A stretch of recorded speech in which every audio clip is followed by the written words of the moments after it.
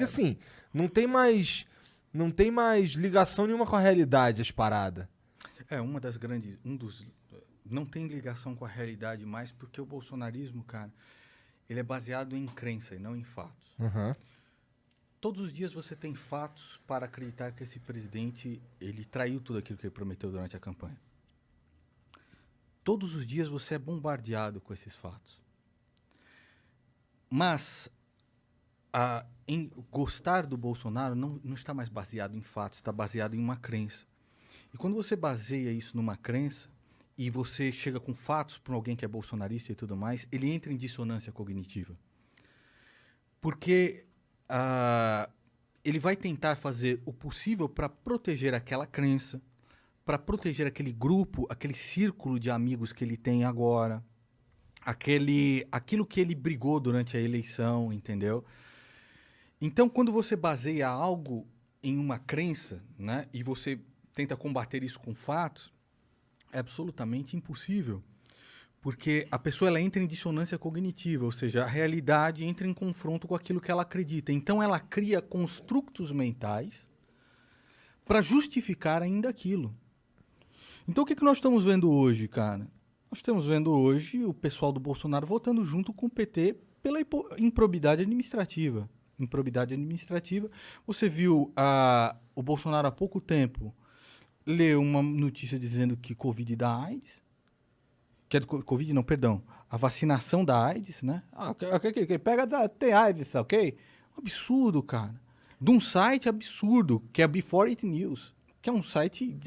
Eu só li a notícia. Ou seja, ele não é responsável por nada, cara.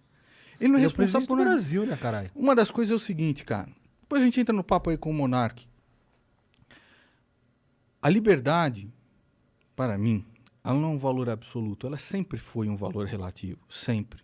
Nós temos que lutar pela liberdade, mas é sempre um valor relativo. Porque aquela frase diz o seguinte: a sua liberdade termina quando começa a do próximo. Se eu chegasse aqui e falasse pro seu cigarro de palha, cara, isso está me incomodando num ponto que eu vou embora daqui. Você apagaria, certo? Porque a gente entra num consenso. Uhum. Certo? Então, tá me entrando num ponto, cara. Você estaria me desrespeitando se eu fumasse isso. Eu acho, sabe? Você apaga. Se eu estivesse fazendo alguma coisa aqui, por exemplo, que incomodasse o lugar de vocês, ou incomodasse os teus funcionários aqui, que hoje os garotos cresceram. Quando eu cheguei, era o Monark me atendendo de chinelo em casa e tal. Fico contente de ter participado disso, do crescimento de vocês. Uhum. Mas se eu desrespeitasse um funcionário de vocês, como seria? A gente não ia gostar, né? Você não ia gostar e você ia falar assim, olha, cara, a sua liberdade acabou aqui, porque começa a liberdade de um funcionário meu. Então, cara, todos nós somos racionais de entender isso. Como um presidente pode ser inimputável por aquilo que ele fala, você tá entendendo? Nada é culpa do cara. Nada mais é culpa dele. Se você conversar hoje com um bolsonarista, não, mas tem que ver que o PT é pior.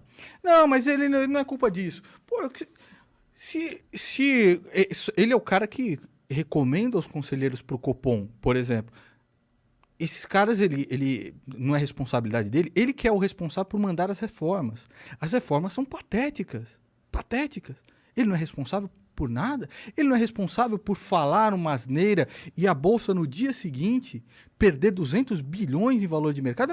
Então ele é responsável pelo quê?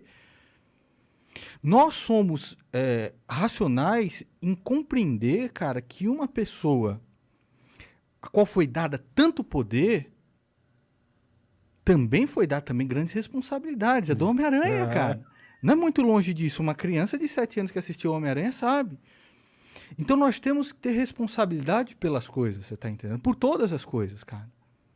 Por todas as coisas. Responsabilidade, com certeza, é algo que vem junto com qualquer liberdade. Se você quer ter liberdade, você precisa também ter responsabilidade, responder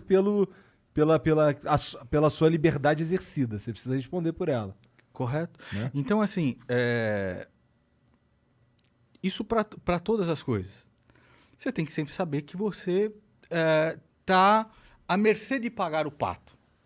Por exemplo, quando eu e o Kleber fizemos a animação do Felipe Neto com o Papai Noel, que é Malacói, o garoto espertinho, essa animação é maravilhosa, né?